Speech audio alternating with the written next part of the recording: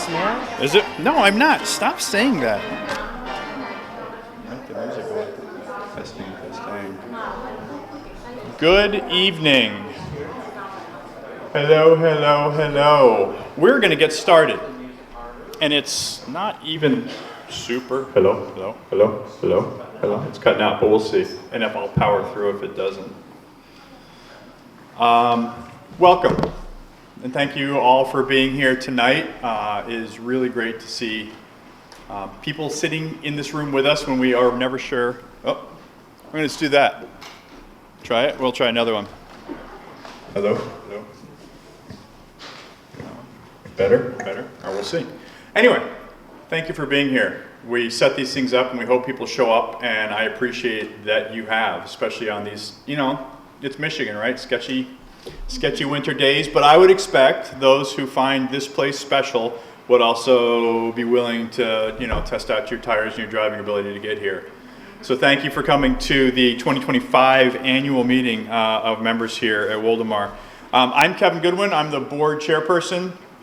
I'll kind of run the MC part of this meeting, and we'll work through some pretty cool updates and talk about where we've been this year and where we're going in the future.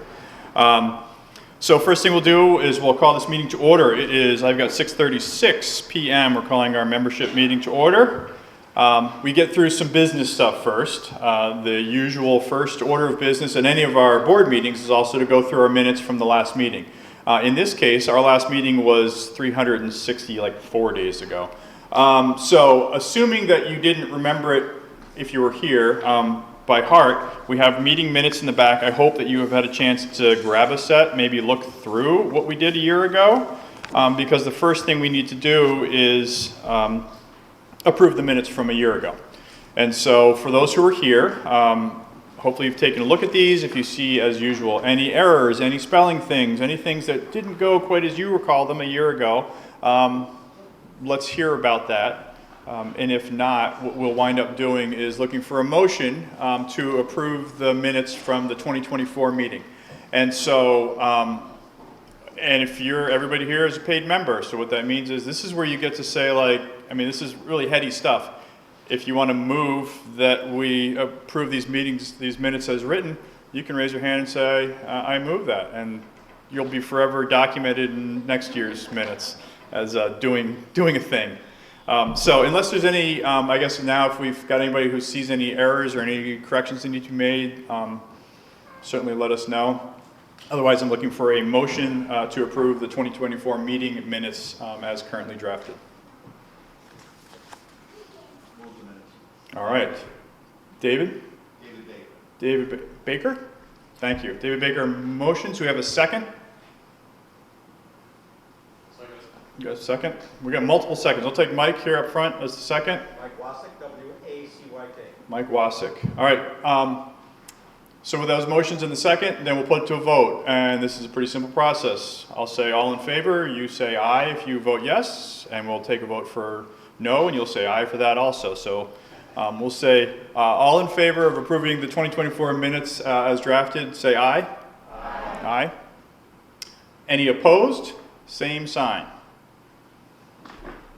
Excellent. All right, those minutes pass. Business is moving along.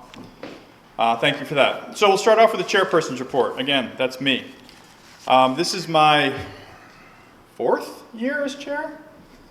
It flies, right? I'll push the button. You push the button? Yep. Oh, okay. Oh, I didn't realize. Yeah. Oh, see, last year I think I was a crayfish. This year, I'm a monarch. That's awesome. Appreciate it. It is. Is that what happens? Crayfish turn into monarchs. Who knew? So we'll talk about our programs maybe a little bit later. So every year when I think of kind of presenting sort of this year-end report, I start by going through the minutes. I did this last year also. Go through 12 months worth of kind of the notes of what we've done. And it never fails, and anybody who's done this can probably appreciate that when you start to look at that in kind of rapid fire succession, that 12 months condensed into, half an hour sitting on my couch, it's amazing the amount of work that gets done around here. And we're going to hear about that. And I'm not going to go into those details because the folks who have done most of that work will be talking about that. But acknowledging that over this past year, between incredibly successful programs and camps,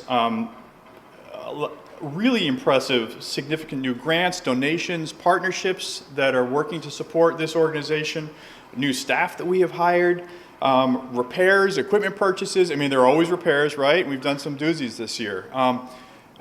The work that our volunteers do, that our stewardship program generates, the rentals, the space that brings people together here for events, both private and public events here and programs, the amount of work that gets done and the kind of enjoyment of this space is really remarkable. And we're going to hear about that throughout the rest of this. One thing I mentioned, if you were here last year, was that we were working on a strategic plan. And 12 months ago, we weren't quite over the line yet. Well, we got it over the line, finally, this past year. And what I did want to spend some of my time doing, rather than, because we'll hear about all these great programs or great work done around by other folks, I wanted to highlight a little bit of the strategic plan that we all worked on. And when I say we all, that was the board, 11 of us, maybe 10 of us at that time, and the staff, and we had a facilitator who I happen to be married to, who helped us out this. But this was a pretty thoughtful process that pulled us together as a team multiple times to kind of go through some iterations and thoughts on what a 5-year strategic plan would look like. I'll start by reminding everybody what our mission is. So Woldumar's mission is to educate people about the natural environment. And the thing that struck me as I kind of was revisiting our strategic plan, thinking about the year we've had, is that there are 3 themes, I think, that were purposely put into this plan and that echo right from our mission. And I want to pull those out. So it's educating people about the natural environment. And in different iterations, I think that education, the people, and the place, the natural environment. I was struck, and this is where my wife would go, yeah, this is by design, this is what you guys came up with. But I tend to forget things. And when I looked, the continuum of those words, that education, the people, and the natural environment, as we kind of manifest through all the programs that we do, all the work that gets done here, but also our strategic plan was really enjoyable, it was heartening. We started off with our strategic plan talking about the values, the way that we all show up. And again, this is a royal we, right? This is staff, this is the board. Ultimately, I hope this reflects everyone who's a member. And so these values and the way we show up really talk about the people who work here, the people who lend their time here, the board members, things like that. One of the first bullet points was that we deeply care about Woldumar and our community. And that we act with compassion, respect, and integrity. We are passionate about the conservation of nature and are committed to the fulfillment of our mission, and we effectively collaborate with each other and our community. So that was really how we want to talk about how we do what we do, how we do when staff show up for their full-time jobs, when we show up for essentially the board volunteer jobs, when our members show up. This is the sort of values that dictate that. And then we came up with these guiding principles. And the first one that came out, and I talked about this a little bit last year, was that Woldumar was nature for all. And a lot of us, that really resonated with us. We just really appreciated it because that seemed to kind of capture so much of what some of those values represent, that this place and what happens here is for everyone, and trying to figure out how we best manifest that as an organization. Another guiding principle is that Woldumar is a cause and a community that inspires, empowers, and promotes well-being. So we've got nature for all, we've got the nature component, and we've got this cause and community. And then the third guiding principle is that Woldumar is dedicated to the stewardship and preservation of our resources. So that's our campus here and everything around us. So this reflection too, again, remember, we're educating people about the natural environment. Ultimately, the strategic plan it's great to get those thoughts down, how we show up, kind of what our intention is, but really it's to help guide the next 5 years of how we think about where we're going and things like that. And in that sense, we're looking at a vision, and our vision to define specific goals. And I'll say this, I printed out a whole bunch of copies of the strategic plan, which are sitting home. And so if you want to stop by my house and pick them up, that'd be great. Right, we'll have an after party. Better yet, we can make sure we can email them out to people so you have a copy of this. It's not a lengthy document. It's digestible by nature. But our vision, again, identified goals that centered around education, stewardship, and community. And so that's when I kept going back and forth thinking like, we're educating people about the natural environment. And now our goals, and again, the fact that it took me months to kind of draw that parallel, educate people about natural environment, and these specific goals we identify were around education, stewardship, which would be, our natural environment, and community, the people, all of us, and folks who aren't here. And so this kind of like word echo of thought echo, I guess, of education, stewardship, and the community as it runs through both the goals that we've identified within the strategic plan, but also as it kind of echoes that mission of educating people about the natural environment, I think is kind of a trifecta of importance that, to me, as I read it and revisit this, and as we'll share it with everybody else, I think is hopefully resonates and provides some real guidance, not just in what we do now, but where we're going to go with this organization. And I'm so thankful to be part of a process that came up with this plan. The fact that I think it's a very workable, usable kind of guiding document, and we'll keep iterating it well into the future. And we'll get a copy of that out. But considering those themes that run throughout of education, stewardship, and community, and the link to our goals, our mission of educating people about the natural environment, I'm really looking forward to hearing about keep those things in mind as we hear about the work that's been done around here throughout the evening, and what an amazing year we've had, and it makes me very excited to look forward to 2026. We'll be doing this all again. One other important part of what I'd like to talk about tonight are thanks. The royal we, wouldn't be here without the rest of us here, right? I want to start with thanking all of you, the members, the base of the organization, your membership dues, your involvement, your donations, let's be very clear, both time and money, your presence here at events, at programs, is the reason that we are here. It's the reason we can be here. So thank you for that, and I look forward to ever-increasing involvement from all of you. We also have many of you, but others who really aren't even members, some of them probably, volunteers. Such an extensive volunteer program that help run, whether it's invasive species removals, to helping run events, to coming out and doing trash cleanups, all sorts of trail maintenance. Our volunteers really help keep this place looking the way it does and being as accessible as it is to so many people to come out here and enjoy it.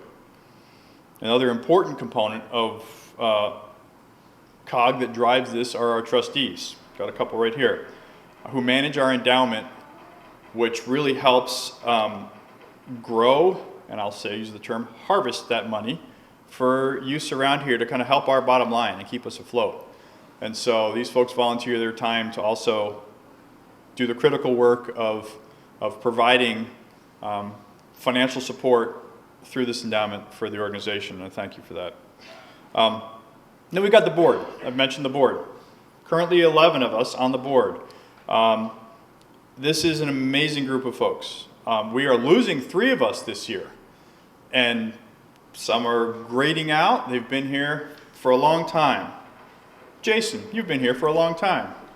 So Jason has been here for 10 years as a board member, which a board term maximum is 9 years, with a little asterisk in the bylaws that allow us to reel him in for 1 more year, and we did that. Unfortunately, there's no additional asterisks. So this is Jason's final meeting as a board member. We assume it's not his final meeting as a member. So thank you so much for your work here. Yeah, a little thank you for that, the dedication. So I'm going to talk about our 3 board members who are leaving us. Again, leaving us in the sense of being on the board. I really hope that it doesn't mean we won't see them around. And I was really literally just thinking like what Jason in my short time here on the board comparatively has been. And these are some words that came up, and I hope you can disagree or not. But when I think of Jason and his role on the board, so this is what I jotted down: thoughtful, intentional, critical, steady, and a strong financial footing.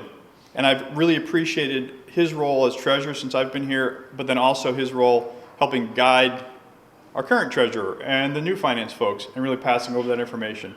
So those are kind of the qualities that I will miss about having on the board, but I'm thankful that, for 5 years anyway, I was being able to enjoy that, so thank you. We're also going to be losing Judy, who's not here tonight, right? So Judy Gigante, if you've been here at Woldumar ever and seen a wild woman on a zero-turn mower or a lawnmower out mowing the lawn, you've seen Judy. I will catch up with her and share my thoughts about her. Judy's moving to be with family. Judy has put her time in here at Woldumar. There is no doubt about that. So I was jotting down my thoughts about her. I mean, the initial thing is rock star. So this is Judy's retired and has put an amazing amount of time and effort into this place, both on grounds and facilities, working with our stewardship program, diving into deep dives into the cabin history. She really is, it's one of these people, it's like if you could clone Judy's, right? Like this is, and so I literally wrote down zero-turn mower. The number of times I've heard about mowing from Judy. Judy really enjoys zero-turn mowing, and I mean, that's great. Her work with our volunteer groups or coordination around that has just, I don't know where we'd be without that kind of dedication and that support. So she's not here, but the last thing I'll say was just a warm smile. Judy's one of those people that to get the hug, like this is just, I will miss that very much. But she's going to Virginia. That's pretty cool too. So we thank Judy. We'll give Judy a distance. Hopefully she'll watch this. Or maybe she's home watching it now. And the last person who's stepping off the board this year is Melissa Phipps. Where's Melissa? Back there. So Melissa started maybe a year before I did, I think. So I've always just known the board with Melissa on it. And Melissa's terming out second term this year, and so she's going to go and do other things and enjoy her young child and family life and kind of figure out, and I also expect that we'll still see her around because she's already promised that to me. I believe the term you used was blank check. And so, which may perk Lauren's ears up when she hears that. But yeah, so I have greatly appreciated Judy or Melissa on this. When I was thinking of words for you, because Melissa has kind of been a helpful partner to me as the board chair. I think I'd like to say myself, I'm enthusiastic, I'm willing to do stuff, not super detail oriented, sometimes forget stuff, maybe don't follow through on everything. My wife's laughing because she's like, yep. Melissa was one of those people that really helped put some sideboards up on me, right? And help keep things moving. So when I was thinking of things that I'll miss about Melissa, one was how supportive she's been of the organization and of me particularly. And also appreciating her processes. I hope this doesn't get you. Her processes, her love of metrics, setting goals, critical thinking, and making sure what we're doing is meaningful. And so, I've always appreciated that about Melissa's the ability to circle back and make sure that what we're doing has intention and things like that. So yeah, I'm going to be cashing blank checks, but for your time on the board, I want to thank you for that too. So, I go through this, and again, we've got 3 really outstanding board members who are leaving us. That means we have 8 really outstanding board members. Well, I'll go 7. You guys can make your call on me. 7 really outstanding board members who are still here and doing amazing work. And I'm super excited for us to continue to grow together, and also realize the unknowns of the future. So here's the sales pitch. We would prefer not to have a board of 8. We would prefer to have a board closer to 10, 11, 12. So if you're sitting in this room thinking, maybe, that sounds kind of cool, reach out. Reach out to Kevin, reach out to me, and let's talk. Or if you know somebody kind of within your sphere who you think might have a skill set that we could use, might be interested in donating their time. This is not, I will say, it's not a heavy lift, but absolutely reach out, have them reach out, because we've got some big shoes to fill, but they're not unfillable shoes, right? So consider that, please. Last round of thank yous. We couldn't be here without our staff. I'm going to cry because you guys are,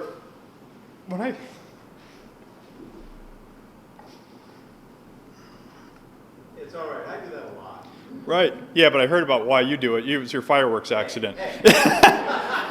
So I wear it on my sleeve sometimes, right? Like the staff we have here are remarkable. I mean, dedicated, passionate, underpaid as much as we try to bump that up every year. Innovative, willing to do what they're not supposed to be doing, maybe according to their PDs, willing to shift and move. And it really is like when I look at, I get on the website and look at our staff pictures, and I always appreciate the fact that Sally's staff picture has her facing away from the camera looking at the river. I am so thankful because you collectively make the job of the board easy. I mean, we have hard discussions sometimes, we have hard decisions, but I mean, come on. The team that you've built here and the folks that are here are just outstanding. We've got new staff that were hired on just this year. And we've got some folks who have been here for a while. And it's that like kind of constant ebb and flow of the place that we expect. And we look forward to meeting new folks. But I wanted to acknowledge too, as part of this, and I'm done crying now, that we have a few staff, again, in the roles they've been in, who've been here for quite some time on the scale of, especially at nature centers. We sort of talk about this hard work, passionate work that I think speaks here to a lot of people who do this work. But, a lot of things to juggle, a lot of things to balance. So I want to acknowledge the folks who are able to kind of maintain and be here for a chunk of time. Allie has just hit her 5th year, and as you noted, right, like you and I started the same year, right, which I didn't, again, forgetting these things. So Allie has been here for 5 years, and that's an awesome thing to have as an organization, because the ability to grow, the ability to kind of then sort of settle in some senses, I think, and then work and figure out where you can innovate and have this be your place. I want to thank you for that. And so just as the board, we wanted to kind of acknowledge some of these kind of milestones of longevity. I think this is something we've not done before. We were talking about this a little bit, that's just to acknowledge that, like, you've been here 5 years. That's a thing. And thank you for that. And we've got little cards to thank you for these things too. Sally, you got her beat. This is a contest, let's be very clear, all right? Sally has been here for, I'm gonna go with like at least 10 years, because I know there was some separation back and forth, right? But 10 years of serving this organization and help grow what this is, right? And so thank you for that, and thank you for that time and that consistency and those efforts. And I would be remiss if we didn't talk about one other person who's been in their current role for at least 10 years. Who's known as the other Kevin, or the Kevins, right? We used to be Kevin Feldposh too. There's a lot of Kevins here. Kevin Burnett, as executive director, as leader of this team, again, has built this team that I got a little weepy about, but continues to work so hard at this place, and making my job so easy. And he's been doing that in this role. I know you've been here, associated with Woldumar, longer than this, but in his ED role, his executive director role, for, I'm gonna go with over 10 years. And so we just, again, as a board, wanted to acknowledge this longevity in these staff, and thank you for that commitment and being here. So, thank you.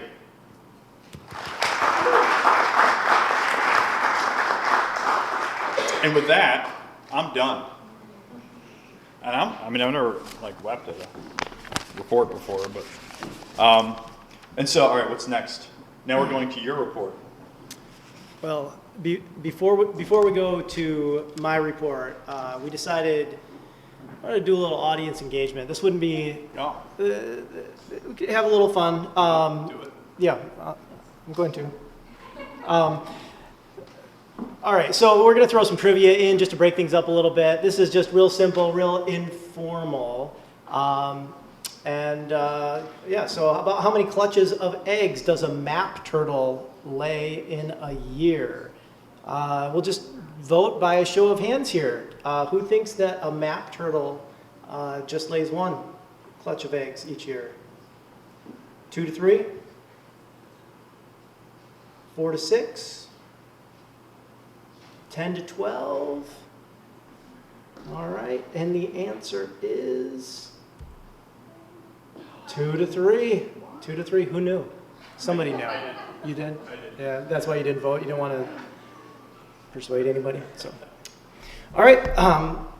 So, yeah. Next, we'll be moving into my report. Your tough act to follow. But yeah, I'll get to it. First off, I just want to again thank you all, welcome you. Definitely appreciate folks coming out on a night like tonight. Yeah, 2025 was just a fantastic year for Woldumar. We set and achieved some really ambitious goals, including unprecedented mission success. So we just got done singing Allie's praise, but I'm going to come back to Allie here for a minute. Our camp enrollment this year was off the charts. Allie is someone who's been here for 5 years, has done just about every job there is to do at Woldumar. She's our program manager, but she stepped in and helped out with rentals. She's done fundraising. Just has been, the kind of employee that makes my job really, really easy. So thank you again, Allie. As our board, or as Kevin mentioned, our board approved a new strategic plan for the organization this year, and keying in on those areas of education, stewardship, and community. As a staff, we reviewed that plan, felt really good about it. I shouldn't say we just reviewed it. We were very involved in the making of that plan, but the final product really brought us together, and really we felt like it really spoke to who we are as an organization and the things that we're trying to accomplish as a staff. Again, in education, the focus on camp, the focus on school programs was very evident. As we move into 2026, Allie continues to work on growing our programs, specifically some partnership-based community programs. So be looking out for those in early in the year. And then also we're working on some new opportunities for young learners that we hope to be able to announce here early in 2026. What I'm really going to focus on is the emphasis on stewardship. That emphasis resulted in the creation of 2 new departments in 2025. With support from the DART Foundation, we hired our first grounds and facilities steward, who's tasked with general maintenance, landscaping, volunteer management, but also the ecological stewardship of this property. And just seeing the work that's already been done, I'm confident that this place, give us a few years, we are going to set a standard for natural landscapes here in the greater Lansing area. We also took on the administrative role for the Mid-Michigan Cooperative Invasive Species Management Area. The SISMA, as it's called, is a DNR-funded program meant to address invasive species over a 4-county area. So Stephanie joined our team, has been working closely with all of us, and she'll be talking a little bit more about the SISMA later. We also launched some initiatives to improve our physical infrastructure here. We replaced the roof on the moon cabin, and we have a couple other big projects coming up early 2026 that we have secured funding for, and now it's just time to get that work done. When it comes to that area of community, I mean, this was a great year of community building. Not just the work that was done on our stewardship work days, but we also did regular member hikes. We had our Naturally Curious Day. We've partnered with a lot of other community organizations, going out into the community to do presentations at science festivals and different events in the community. We've also hosted a record number of private events here. So that's the weddings, the retirement parties, the baby showers, that sort of thing. And that's a really good fundraiser for the organization. Honestly, there were some lean years where that department kind of is what kept Woldumar's head above water. but I think we shouldn't overlook what good friend raisers they are for the organization too. I mean, every weekend, just about every weekend, this building is filled with 150 people here to celebrate life's biggest events. And many of those people have just never been out here before. They've never heard of Woldumar before. And I just, I'll be walking through Meyer. Heck, I was sitting in church a couple of weeks ago and the pastor was like, hey, if you need to know a wedding guy, I've got my Woldumar contact right over here. So, those are great opportunities to get the word out about what we do as an organization.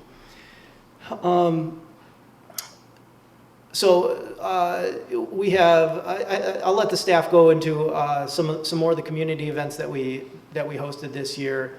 But I guess one last point I want to make is this year our board demonstrated really amazing stewardship of the community. So,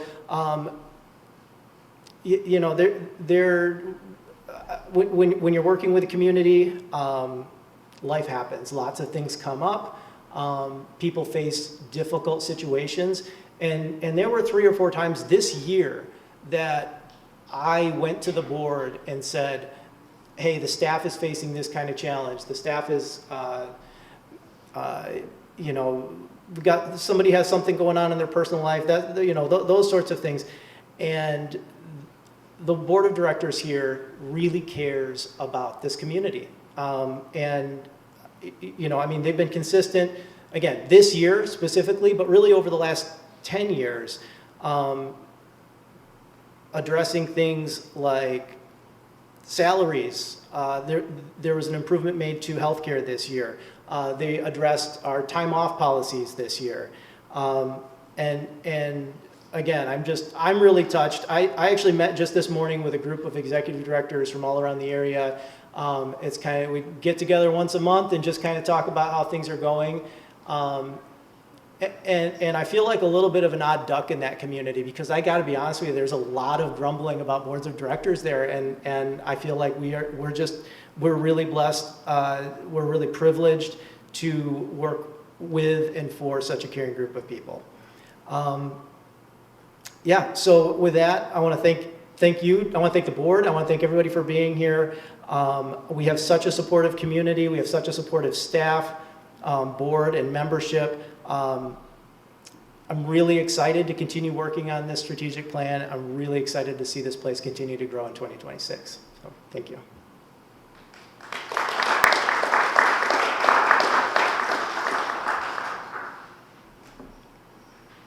All right, so before we get into our next presentation, we're looking at a mushroom here. This temporary structure's role is to protect the developing gills or tubes on the underside of a mushroom cap. What is the name? I don't know if you can see it from where you're sitting, but there's like a membrane between the stem and the gills here. What is the name for this thin temporary cover between the stem and the gills? Is it a snipe?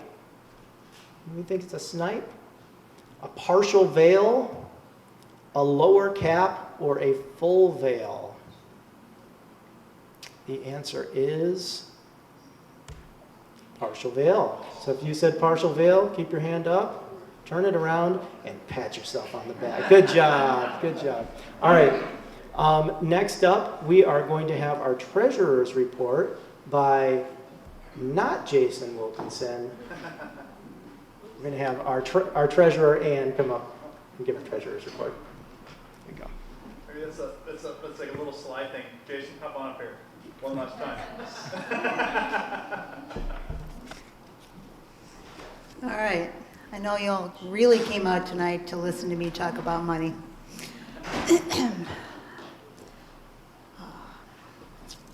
We've had several years of growth since I've joined the board, which is nice to see. A lot of organizations like this, are going the other way. So it's nice to see the growth. Adding the development officer was a wonderful choice that we brilliant board members went with. And it's brought in quite a bit of grant money over the last couple of years, which has helped us to be better stewards with your funds as members and your tax dollars that come in as grants. So we have been able to take care of the property, the facilities, and the community with the expanded camp offerings. We are in a solid cash position, assets are stable, and we are actually making a little bit of money. So we are working on increasing,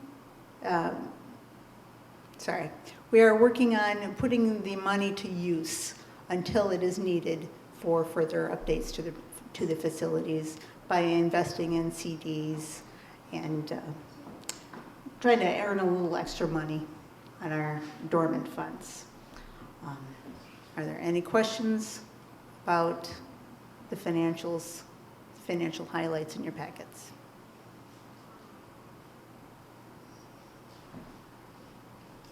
What kind of terms are you looking for in CDs? Like how long are the terms of the CDs? Well, we are laddering the CDs. So it depends on what the rate offerings are. Right now, we're just reinvested in some 15-month because of the terms that they were offering. So they're generally a year to 18 months in that range.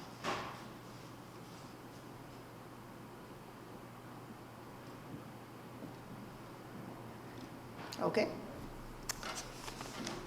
Thank you. All right, thank you, Anne. Next trivia question. Instead of bird watching, fans of dragonflies participate in what act? What is it called when you go dragonfly watching? Is it skipping, fly catching, noodling, or oding? Noodling. It's oding. It's oding. All right, so up next, we're going to hear from our endowment trustees.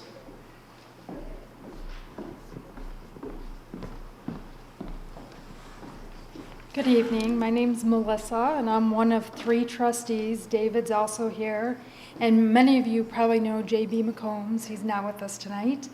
I'm just coming to give an update on the Endowment Charitable Trust. For those of you that don't know, it's a separate legal entity from Woldumar, but our mission is to invest the funds based on a trustee agreement, and then we in turn distribute money back to Woldumar based on the total investment growth. If the investments grow by 5% a year or more, there's a 5% distribution made out the following year quarterly to Woldumar. If it's between 0 and 5%, the growth, we give the full growth amount back to Woldumar, but we never touch the original investments. This year was actually a good year. As of yesterday, the total investment growth was 16.2%. So as long as investments stay up, we will be giving the full 5% next year to Woldumar. And exciting news, this is the first time we have over $1 million in the fund. So that's good news. Hopefully it'll help you guys out. We distributed in 25, 45,400 to Woldumar. So hopefully it'll be a little bit more next year. Does anybody have any questions? Oh, all right. Thank you very much. Thanks, Melissa. So yeah, that fund was established in 2001. I'm pretty sure JB was there at the beginning and has been instrumental in bringing us to this point. A lot of people ask, how does that, where do those original investments come from? When we set up the endowment, we established a new membership level. So I mean, you're all members, but when you look down, we've got our trail sponsor level, we've got our family or household level, but then there's also the life membership. If you spend $1,000 to become a life member, that $1,000 does not go towards this year's operations. It goes to that endowment, and the idea is that that investment it's a life membership. The membership is good for the rest of your life, but that money in the endowment that never gets touched is going to be a legacy that lasts even beyond your life membership. So, yeah, it's been a really great program, and it's been really great for Woldumar. So. All right, next trivia question. What type of seed dispersal method does the jewel weed utilize? Is it ballistic dispersal? Is it wind dispersal, animal dispersal, or water dispersal? All right, so the answer is ballistic dispersal. This is one of those fun seeds that when they're ripe, if you get a little too close and you touch them, they pop open and all their seeds go flying everywhere. But if they land on the back of an animal or in the water, okay, all right. I want to recount. All right, next we're going to have our programs update from Allie Shigley.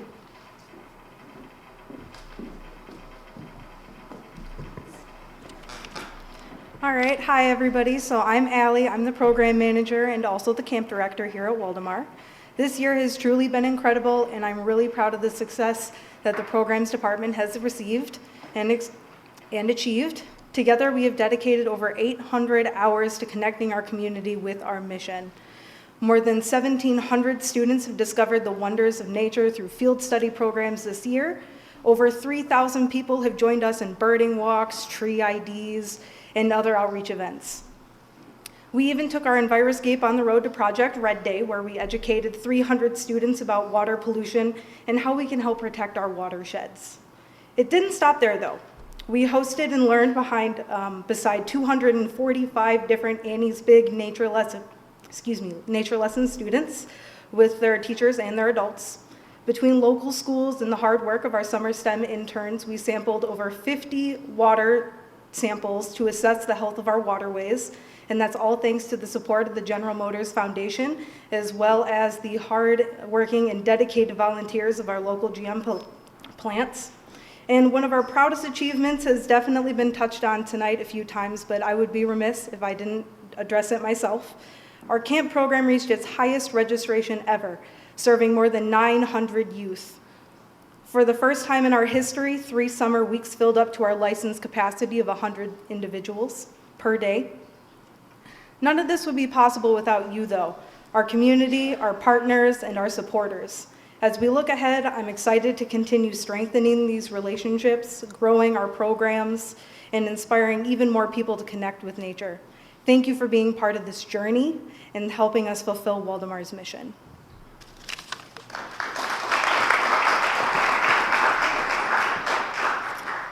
All right, I'll do the next one. Oh, I totally forgot my fancy slide with all the great points here. So over 800 hours of programming. You can see their fantastic trajectory that we're seeing with our camp numbers, all those fantastic things.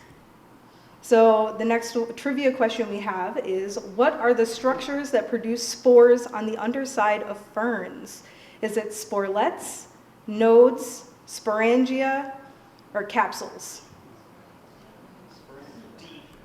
Sporangia. All right. And next up, we're going to get a volunteering and stewardship update. This says Stephanie, but it's actually going to come from our new grounds and facilities steward, Merrick.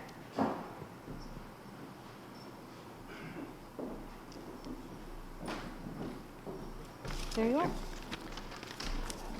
All right, forgive me, the last time I publicly spoke was in college, so got a D on that one. So, I'm Merrick Plasti. I am the new grounds facilities steward. I graduated from CMU this spring, actually, with environmental science and a minor in mathematics. We've been doing a lot. Is the next slide? Yeah. All right, so I'm going to touch on the volunteer work that we've had here. We've had over 1,100 hours of volunteer work this year. A lot of it has been spent on the stewardship work days. I'm not sure if you can really see that, but the yellow or orange is what we've done with the stewardship work days, and you can see a lot of focused work has been done on our farm lane here. And hopefully for next year, we're going to have most of that clear out of the invasive honeysuckles that have encroached and are pretty much everywhere here on the property. The white is where I have personally done a lot of cutting. I am missing a few spots here, so forgive me. And the blue is where I have sprayed. And if you've walked the trails at all in fall and you saw things crinkly, brown, and dying, that would be all the bittersweet, the invasive bittersweet that I have, as I said, sprayed and is dying. And hopefully doesn't come back, but unfortunately. I do want to give a shout out to 2 volunteers who have been invaluable, and that would be Jim Cleaver and Jake Polehill. Unfortunately, we're not going to have Jake spending as much time with us next year because he's having a baby, but I still want to thank him for all the work that he has done, and it's been fantastic getting to work with him. And I think that's all I have.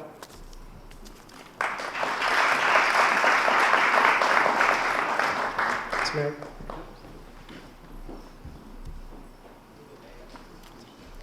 Oh, no,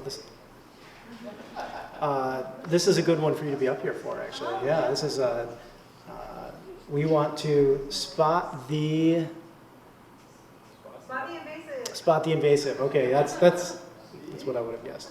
All right, so who thinks the insect there, A, is a invasive? How about B? How about C? All right, there you go. Help me out here. It's a stink bug. Well, oh, okay. You know what? I didn't see the yellow box. I thought we were calling all of them invasive. No, okay. C. C is the brown marmorated stink bug. It's been a long day. Yeah. You're doing great. You're doing all right. great. Up next, we have Stephanie from the Mid-Michigan SYSMA. Thank you. Hello, everyone. This is the first time that I'm getting a chance to meet board members and members. So I just wanted to introduce myself and tell you a little bit about the SYSMA, and then also thank you. So my name is Steph Day. I live in Holt with my husband and my 2 teenagers and standard poodles. I have a biology degree and a passion to inspire others to care about healthy ecosystems, and I feel most at peace in the woods, which is, Woldumar is a great place to be for that, because if I'm stressed out at all, I can just go for a walk. So I wanted to thank everyone for supporting the SYSMA's transition to Woldumar. It's been an absolute excellent decision. We are making so much progress, and I'm really excited for the future. And thank you to the staff that have put in so much effort for the administrative side of things, because it hasn't been easy and it's been hard work, but we're making great progress. I've felt very welcomed and accepted here at Woldumar. So some of the things we've been up to this year: in the spring, we are doing lesser celandine surveys, and I had 28 volunteers help me, and they helped survey 35 acres of lesser celandine, which is a small spring ephemeral invasive plant that's growing along like the Grand River and trails. So it was great. This is a photo of me working with some volunteers to pick garlic mustard at Hawk Island Park in Lansing. So in the summer, we did some boat washes. I do a boat wash in each county, and I've had numerous booths at community events. I've done like over 20 of those this year. So it's been great for people in the community to be able to see, hey, the SYSMA's here and active, and get to learn about like what it is that we do.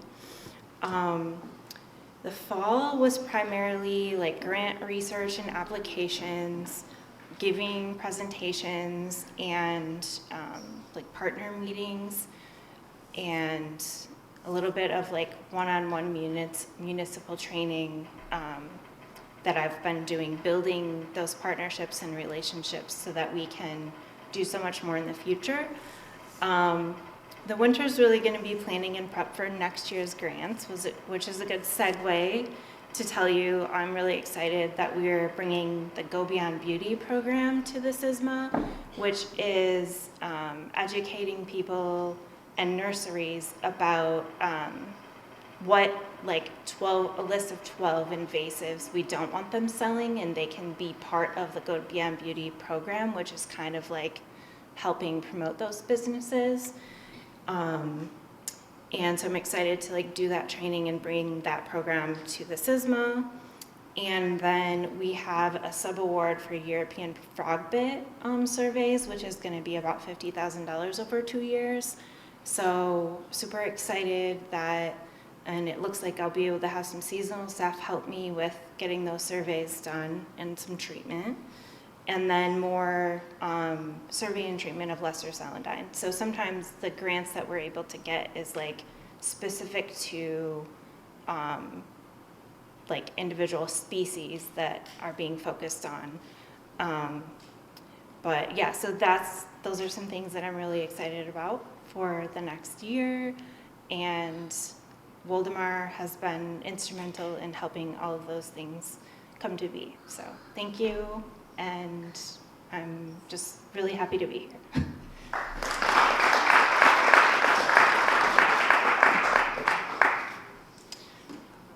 I'll do this one. What makes a trillium turn pink? A, fungus, B, chemical reaction, C, staining, or D, pigment production. So A, fungus, chemical reaction, staining, and pigment production. Okay, yes, pigment production is the answer. You guys did a great job. Yeah, who's? Next up is Charlotte.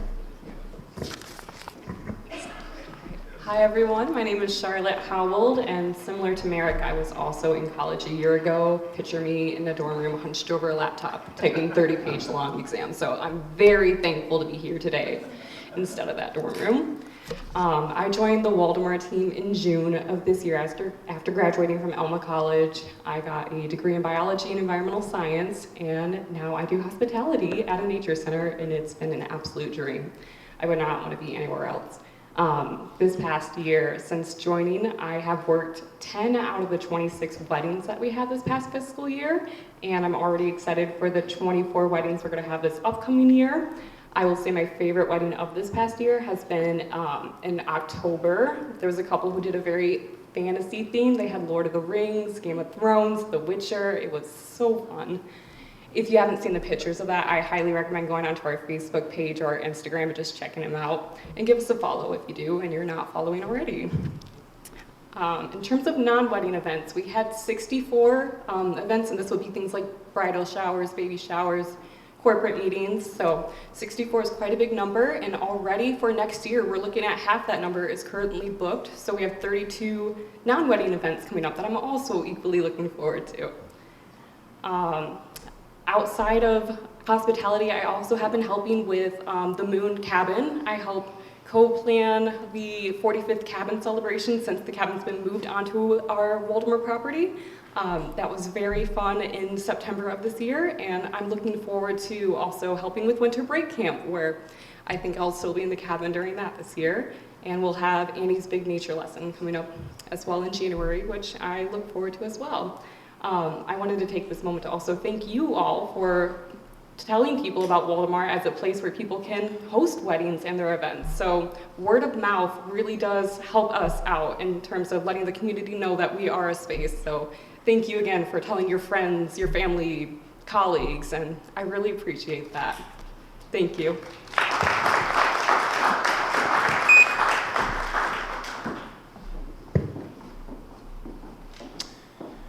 All right, what compound is responsible for allowing gray tree frogs to survive the winter? Is it sodium bicarbonate, glucose, glycerol, or galactose? Just shout it out if you got it. Glycerol, the answer is glycerol. All right, and next up is our fund development update with Lauren.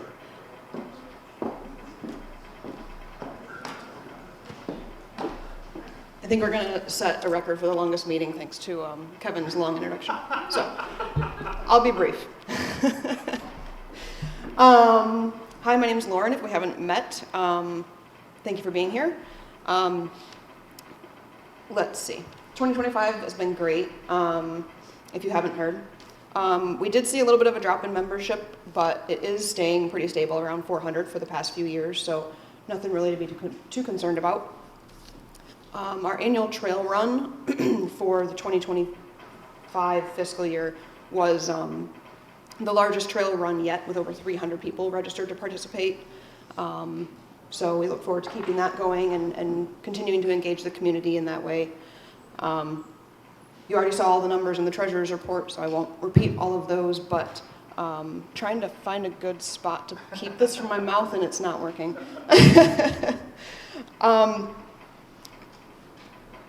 What I think is more important to kind of emphasize about this past year is the relationships that we've built in the community. You know, I talk about in my report, in the annual report that is available on the table at the back. A lot of times we think about success in terms of numbers.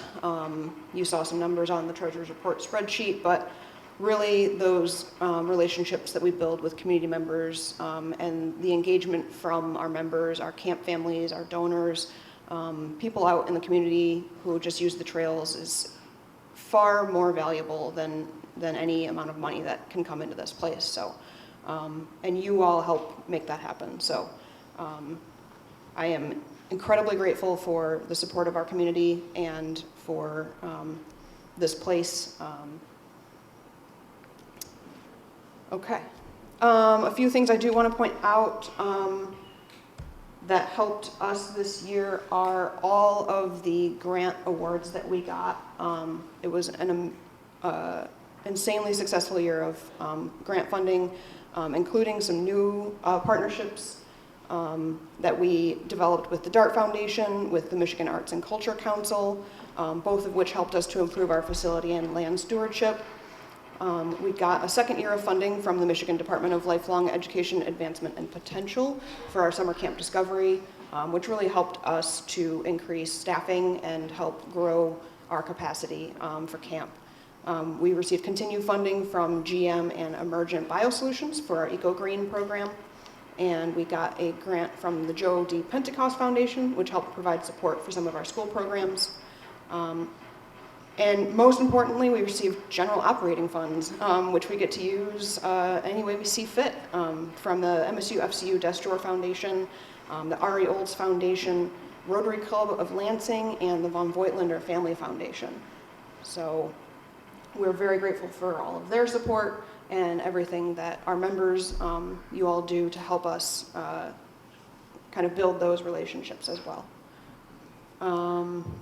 A lot of the things that I focused on this year beyond getting grants was kind of laying the foundation for moving forward from here. So we did a lot of work to improve our giving infrastructure and are excited to be rolling out a new corporate sponsorship program next year. We also started offering more giving options through planned giving, through QCDs or donor advised funds. And looking forward to building that out some more in the new year. And as always, I would not be doing my job if I did not remind you that our year-end appeal is ongoing. Most excitingly about that, tonight I'll be announcing we have some matching funds. So we set an ambitious goal this year of raising $25,000 for the year end, which will help us in our program growth in the new year. We were able to secure $11,000 in matching funds, thanks in part to the board of directors and an anonymous donor. So as of tonight, moving forward through the end of the year, if you make a $100 or more donation, it's matched. So if you have not given yet, please do. If you have friends who love Woldumar, please encourage them to give. And with that, looks like we're heading straight into questions. And this is questions for any of the presenters that you've seen.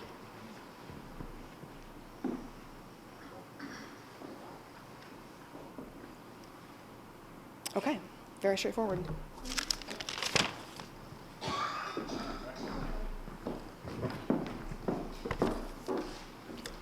And although we just had a question period with no questions, it should be obvious after we finish up here, if you're hanging around or you think of something when you get home, reach out, because that's what we're here for. Another order of business we've got to do tonight. I said we're losing 3 board members, but our board terms run in 3-year terms. And so every time we get a 3-year term that comes up, we've got to re-elect those board members if they so choose. And we have 2 members whose 3-year terms are coming up. One is Chris Gillette. Hand up, Chris. Chris is right there. And the other is Maureen Miller. Where's Maureen? Maureen's over here. So odd thing, you might look at Maureen and say, I don't remember Maureen being even a board member last year, right? So the way these work is we've got these like 3-year slots. And Maureen, a year ago, filled one of the slots that Chris is a part of that 3-year member. So even though she hasn't been with the board this round for 3 years yet, that whole kind of class gets re-voted each 3 years. So Chris and Maureen are both interested in continuing their role here as board members, and so what we're looking for is an election of them back onto the board. And so if you want, either of you want to just introduce yourselves and just say hi. I guess you've already done the hi. Well, you're already here, so if there's anything you'd like to say, otherwise, I mean, how about this? Just at least say like kind of the roles you play on the board right now, like committees that you stand on, things like that. Been a little color now. I joined the board during tax season. I'm a tax accountant, so my short year was even shorter at work. But I'm an accountant, so I'm going to be a part of the finance committee if Ann will have me. And I'm a neighbor of Woldumar, so I've been a neighbor for 35 years. My kid went to camp here. My granddaughter's going to be going to camp here, so it's a great environment. I want to be a part of the board. I've seen it come from, I was on the board back in 1993 when we didn't have a bench. So you guys have done a lot of great things, so I'm back on the board to hopefully help out to get that continuing on and just continue to advance it. Cool, thanks. Chris? Hi, Chris Gillette. As Kevin said, I've been on the board for 3 years. Probably vice chair of the board. I also serve as the chair of our fund development committee. Try to help raise money for this place. Really, that's Kevin Hornet or Ethan Morrison. I guess I've been in that regard. But I would be remiss too if I didn't remind you of your appeal and thank everyone also for their contributions that they've made as members or other donations. I don't know, strangely enough, I was sitting at home one year and watched the video feed of this annual meeting. I guess my first year on the board. I was like, God, I know Woldumar, but the annual meeting was pretty nice. It was really well done.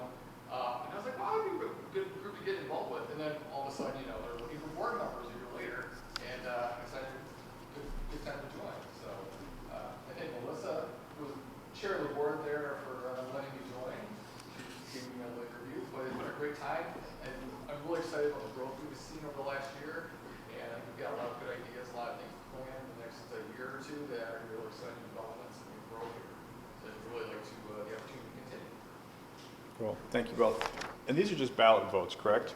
So hopefully you grabbed a ballot. You literally just need to circle yes or no under each one of them, whether you as a member support them continuing on the board. So do that before you leave. If you didn't grab one of the ballots, then grab one at the back. And we'll do is, Sally, you want to drop those at the back table? Does that make sense for those, or you got copies? All right. Does anybody need a copy? Put your hand up. Sally's got them back here. Up. Jamie needs one up here.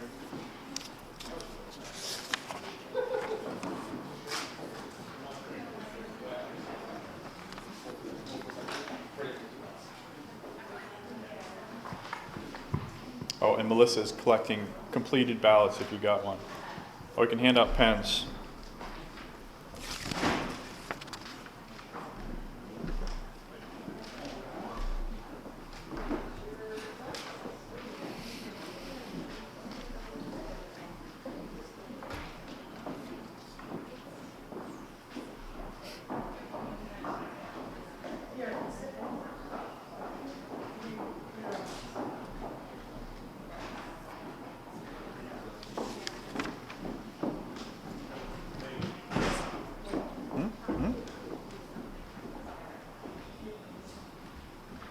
shift over her presentation. We're using that as the second screen. Yeah. Yeah, that's fun. All right. Thank you for exercising your rights there. And I think that ends the business portion of our meeting, correct? We're going to shift over now to our presentation portion. What do we got? Some introduction. Oh, an introduction. I got to read an introduction. This is good. I've not met Dr. Shannon. All right, so we are having our special guest presentation. Dr. Shannon Schmall is the director of the Abrams Planetarium at Michigan State University and the current president of the International Planetarium Society. At Abrams Planetarium, loves sharing the light sky with audiences and finding new ways of utilizing the immersive theater through collaborations with partners on and off campus. She holds a joint PhD in astronomy and science education from the University of Michigan, where she researched integrating field trips into formal astronomy curriculum. When she leaves the house, I hope she does, she always makes sure to have her binoculars on hand because you never know when you'll see a bird in the sky, or the sky will be clear enough to get a glimpse of a galaxy. Birds and galaxies together, huh? Awesome. I'm excited for this. Welcome, Dr. Schmall. Thank you for being here.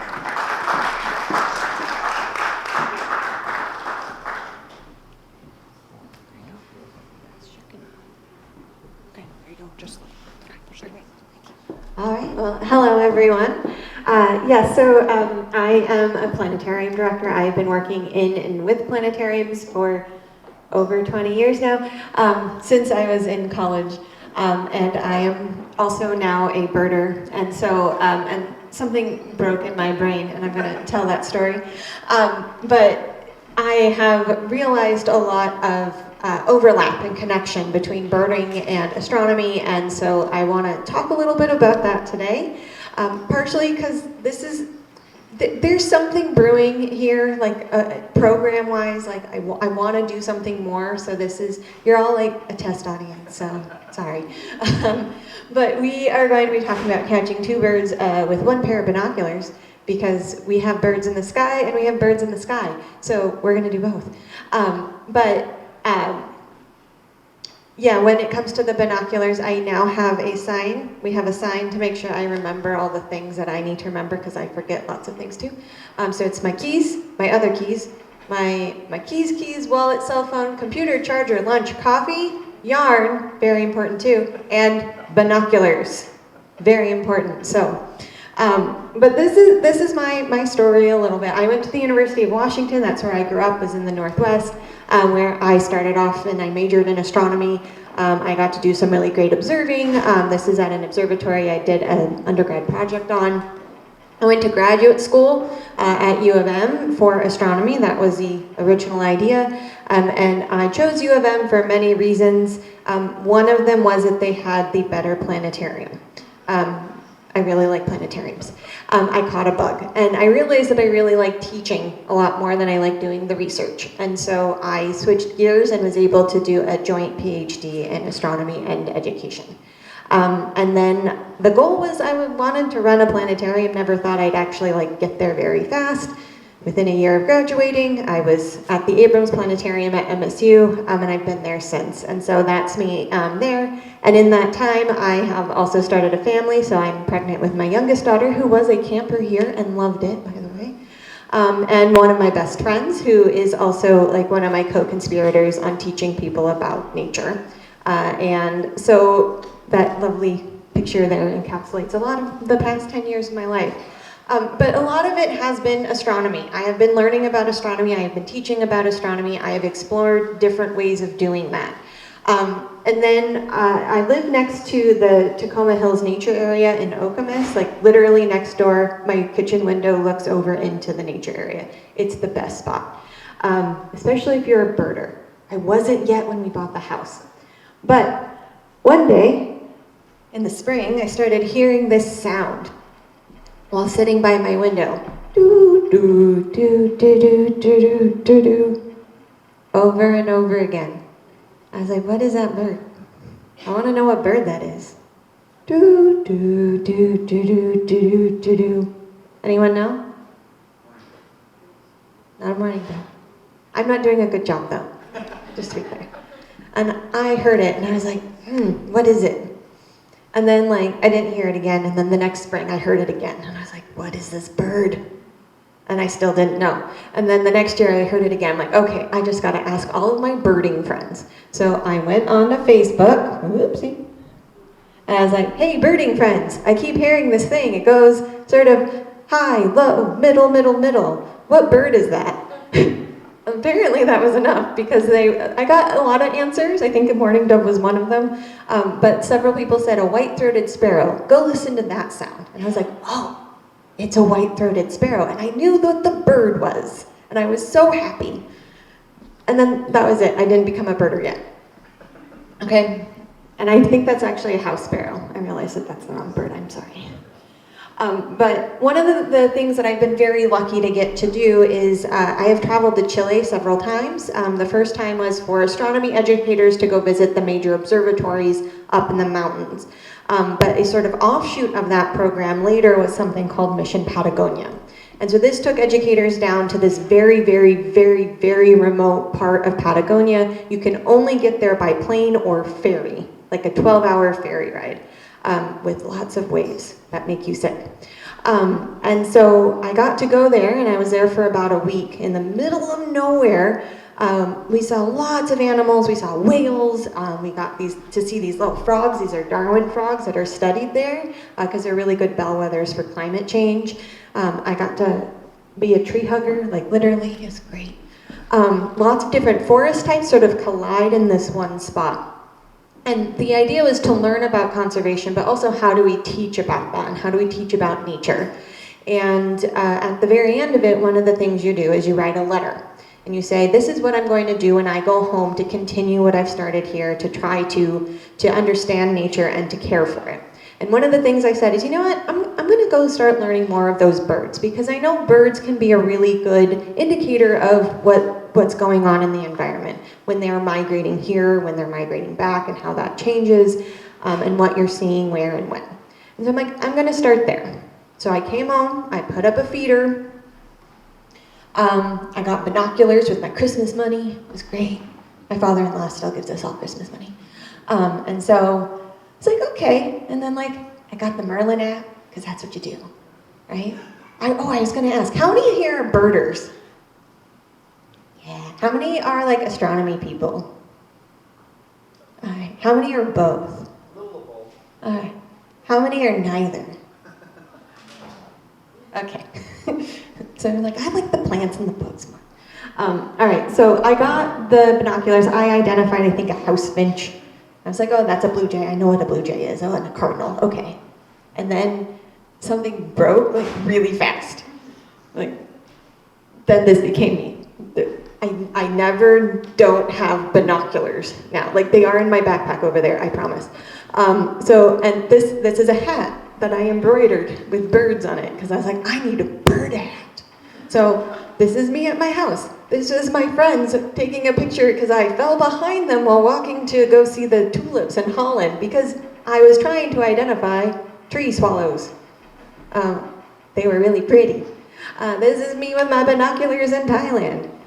This was before a conference in Minnesota. I'm like, I'm gonna go birding. This is me on the Meridian line at the Greenwich Observatory with binoculars, because they're always there. And there's my kid. This is a kid who came here, by the way, with her binoculars. So I always have binoculars now, and like something did indeed break. And so I went to my fellow birders and I said, hello, fellow birders. I'm a birder now. Please guide me in the ways of birding and help me identify all the birds. I love birds. Please help me. Please. So I went and I talked to my friend Julia Plummer, who is an astronomy education faculty member at Penn State. John French, who is now retired production coordinator at the Abrams Planetarium. Very convenient fellow birder. He's also the only person I will let go birding with me when I'm really stressed out, because he gets it. Bob Victor, he's our retired astronomer at the planetarium. I noticed a theme. And I don't think this was just because I work in this field, but almost everybody I knew who was a birder was also an astronomy educator. or there was just a lot of astronomy educators who were birders. And I found way more once I came out as a birder to everybody. And so I asked a question, hey, astronomy friends, why are so many of us birders? And we got answers like, oh, we both use binoculars. We all look up. We like to catalog things and observe things. We appreciate nature and travel. Like, yeah, I think that's part of it, but I started to think more and more about it. And I think that there's a lot of other things as well. It is looking up, it's all of those things, but I think there's also a seasonality to what we do. There's an element of navigation that's really cool that I'm going to get into. We have cool apps that help us. We like looking at data. There are swans and eagles and crows. Those are all constellations. We have our special spots that we go to, and we care about the weather to know whether or not we can go outside. There's just a lot of these different things. So we have a lot of shared tools that we use. So yeah, it's binoculars. This is Lucky. This is a barred owl that comes and like hangs out near our house, and we see it like from our kitchen window. It's the best thing. I love this owl. My kids named it. We also thought we saw a different one and we named it Clover, but now I think they're the same one. So this is Lucky Clover. And this is a moon that I took through some binoculars. So we have binoculars, we use optics, we have the same tools, and I specifically bought my binoculars to be ones that I could use both for astronomy and for birding, so that they are dual purpose. But we have these special tools that we can use that are very portable, that we can take with us. We enjoy pattern recognition, so we can recognize patterns in the sky. Where does the sun rise and where does it set? That's our whole like clock system and timekeeping comes from us observing the patterns in the sky. But we also have patterns and recognitions of birds and what sort of trees do I always find the indigo buntings in? What sort of trees do I always find the wrens in? Where do they tend to go and make their nests? What time of year do we see them? And so on. We're also looking for really, really tiny differences between different animals or tiny differences of things in the sky so that we can make observations about that natural world and see what's the same and what's different. And we also represent our data in a lot of different ways. We like data. Like that is our sound. We like to represent sounds that birds make as a graphical format, and that gives us a better sense of similarities between birds. And then that's a spectrum right there. We have different ways of trying to explore this data, and we can use those skills in very similar ways. I think a really important one that comes up also is this idea of accessibility, and I mean that in the how easy is it for us to do these activities. We don't need you don't need binoculars, you don't need a telescope to do astronomy or birding. You can go outside, you can look up. You can go outside, you can look up at a tree, and you have that. You can go anywhere in the world and you can find yourself a bird. You can be in a city and you can see a bird. You can be in nature and see a bird. You can be anywhere. And the same is true for astronomy. It doesn't matter where you are in the world, we all see the same sky, and we can always see what's up there. Even if you're in a city and there's a lot of light pollution, you can see the moon, you can see the planets, you can see the brighter things, even in the middle of New York. So there is an accessibility in the sense that everyone everywhere can participate in this. But to see all of it, there is some travel too. If you really want to see a certain bird, if you really want to see a certain constellation, you can't see all of them from here, you have to travel. So like these are some of my favorite birds I have seen traveling. This is a European robin. And this is a Eurasian hoopoe. I'm not sure I'm saying it. These ones are so cool. I love that one. And then these are some objects that I have seen, also not from here. This is a Magellanic Cloud, and then you can't really tell in that picture, but that's the Southern Cross. You have to go to the Southern Hemisphere to see both of those. There's a seasonality, like I said. We see certain birds at certain times of year. We see certain constellations certain times of year. You can't always, there's going to be something that you can look forward to every year. I get excited every year when I see Orion for the first time in the sky. I get excited every year the first time I see Scorpius up in the sky. Similarly, I always know when the spring's almost here when I hear the red-winged blackbirds. And I have not felt like it's spring until I have seen an indigo bunting. And then also we have these really strong cultural connections. So in astronomy, we have different constellations. Different people all over the world have different constellations and ways of interpreting the sky and using the sky and stories that they tell. And we also see that with birds as well. Birds are powerful and important symbols to different cultures, and you have different symbols throughout the world. So we have these strong cultural connections, and there is overlap. There are 88 official constellations from the International Astronomical Union. 8 of them are real birds, and 1 of them is a mythical bird. So that's 9 birds. And then there's more from different cultures. And I think we also share a lot of values. We care about conservation, we care about light pollution, we care about nature and the beauty that we have there, and we care about making connections with other people who also share that love and awe and wonder of what they're looking at and what they care about. These are my co-conspirators in all things astronomy education, and they are slowly becoming birders too. I'm getting them there. They'll be like, send me a picture and they're like, it's a bird. I'm like, yes, you care. Like, what bird is this? I'm like, I don't know. Actually, I do know. I am now the person that people come to ask about birds, and it makes me feel so happy. All right. My husband called me one time and he's like, what's this orange bird that's like black and really bright orange? I was like, it's an Oriole. I'm like, you called me to ask me? I'm like, I've made it. All right.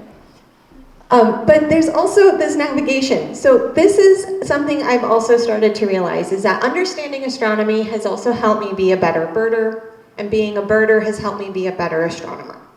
So it goes both ways in this. So one is actually really, really cool. So birds, at least baby birds, can use the night sky as a tool for navigating on their first migration. They look for where the North Star is. It's really cool, because this has been a big question about birds for a long time. So if you have birds and they don't have their parents around and it's migration, how do they know where to go? They don't know, they don't have all the landmarks on where to fly. How do they figure it out? So there was a bunch of different experiments that were done with birds in planetariums in the 60s. In order to test these things out. And one of them was actually done at the Longway Planetarium in Flint. Bob Victor, who I showed earlier, worked at Longway at the time. So that's cool.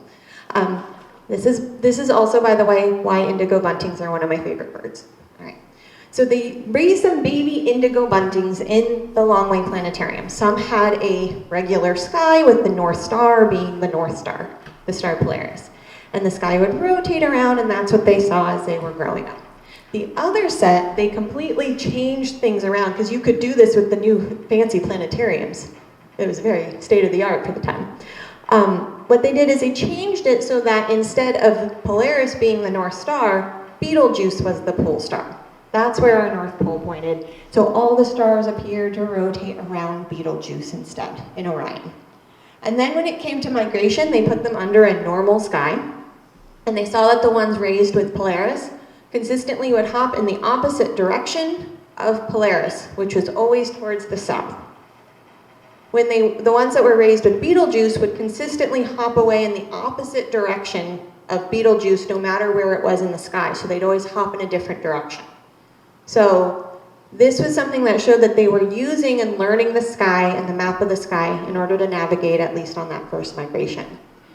So understanding that astronomy, we've done a talk with Jen Owen from the Berkeley Banding Station in the planetarium, recreating this several times, because it is a very valuable tool to be able to show the astronomy and how the pole star works in order to understand what's significant about this.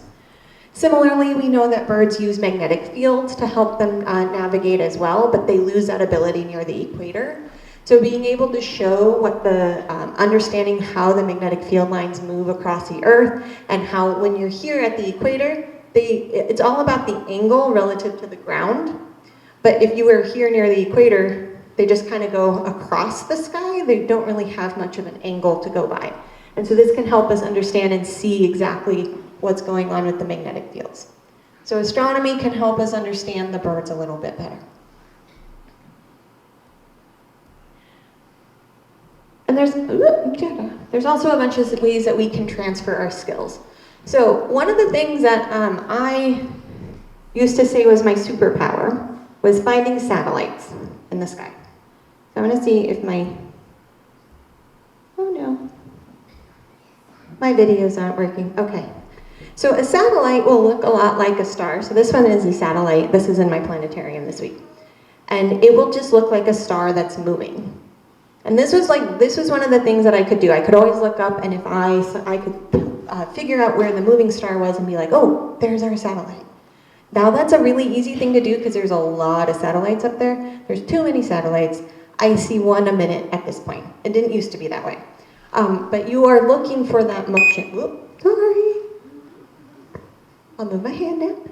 But we're looking for that slight motion of something. And that is a skill that I found that I was really, really useful when I became a birder, when I was trying to find birds. So my other video is a little bird jumping around, but we're not gonna, okay. But I was using that skill in order to find the birds. But also the other way around. I've gotten a lot better at trying to describe to people where to look in the sky. I mean, yes, this has been my job for a long time, and so I can kind of do that, but I have found that I've gotten a lot better now that I've had a lot more practice with birds and trying to be like, okay, so you see that tree, it's over there, you know, like trying to describe. So there is a bird in this picture. I want everyone to try to find the bird, and when you found it, I want someone to try to describe to the other people where it is.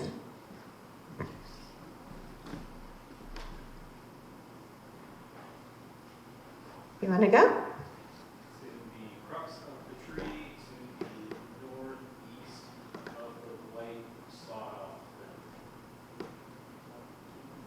Right, so in the crux of the tree to the northeast of the cut-off part. Even I'm having a hard time seeing it on this picture. Yeah, but there is an owl right here. Yeah, and if you look at it on here, it is a bit easier to see. It was easier on my computer at work, but there is an owl right there. So, and that is a skill that birders use when they're out with other people to try to be like, this, no, you have to look up there and this bird, you know, things like that. And now I'm a lot better at doing that with, well, if you want to see this constellation, this is how you want to look for it up in the sky. And the reason why is because I can bird way more often than I can go out and observe the night sky here in Michigan. And so I can be out almost every day, whereas with astronomy, you really have to wait till it's dark and it's clear. We really need the clouds to go away. So I get a lot more practice now with birding. And just in general with binoculars. So this is an image of the sky. This is from a few days ago at about 7 p.m. So if you go outside right now and look in the north, you will find Cassiopeia, which is this W shape right here. And if you take this kind of imagine it as a mountain, 2 mountain peaks. Take the taller mountain peak there, and it points like an arrow over here to this star. See, right there, that's in the middle of Andromeda. Now there's a fainter star just to the side, and then if you go about the same distance, there's a very, very faint fuzzy smudge there. Does anyone see the fuzzy smudge? Yeah, it might be hard with this projector. All right, and it would be really hard to go see outside in Lansing with light pollution, but that fuzzy smudge is the Andromeda Galaxy. I know where it is relative to those stars, but I don't know, like it's always been really hard for me to point my binoculars. I've always liked telescopes way more than binoculars for astronomy, because I've always been really bad at it. But I went to a really nice dark sky site, and I took out my binoculars about 1.5 years ago, and I was like, oh, I am so much faster and better because now I know where I'm pointing and I can point right where I want a lot faster because I've gotten way more practice with my birding. And so I have become a better astronomer because of birding. So there is a lot of overlap in terms of skills. I don't think it's just that we are all nerds, okay? And it's not just that we are all going outside to look up, but I think that there's a lot more similarities and that there's things that we can learn from doing both that help us appreciate it going both ways. Now, your mission is to educate everybody about nature. I did not have the right words and I apologize. But that is our mission as well, but for an appreciation for the night sky. So we have those same values, we have these same skills, and it's all about trying to get people outside and appreciating what's there in the natural world and doing that in different ways. And so we can transfer these skills from day to night and night to day. And when it's cloudy, we can still go out and see the owls. So that is my talk. If there's any questions, I'm happy to take them.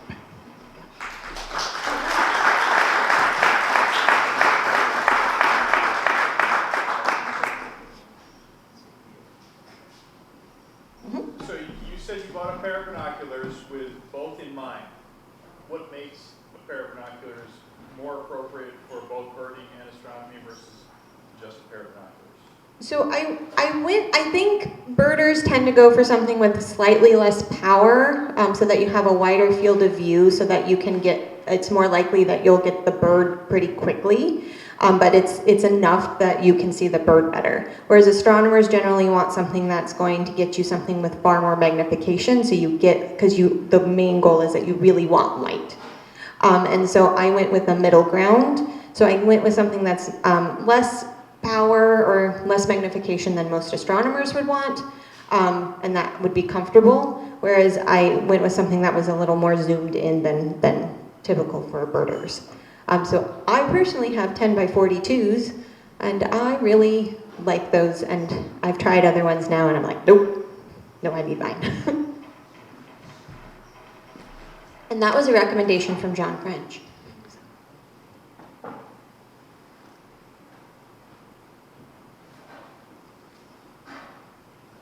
All right, thank you all so much.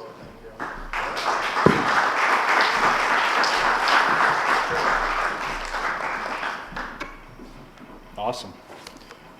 Super interesting. Thank you for that. And I believe we've hit the end of our meeting here. So my last role tonight will be to call this meeting adjourned. All right, I'm looking at Kevin. We're good? Yep. So we'll call it 8:06. This annual meeting is adjourned. Thank you all again for coming. If there's still food, grab it. If there's still wine, try some. And if you have any questions, want to hang around and talk, do that. And I don't know if we're doing an owl prowl or not. Kevin always hangs this out there as like if there's interest in doing an owl prowl, he's willing to lead it. So I guess we'll leave that out there. If there's interest, I guess circle around Kevin and we'll see if there's interest. Okay, check-in table 10 minutes if you would like to try to do an owl prowl in the winter evening. Oh, wait. Good? Okay. All right, thank you.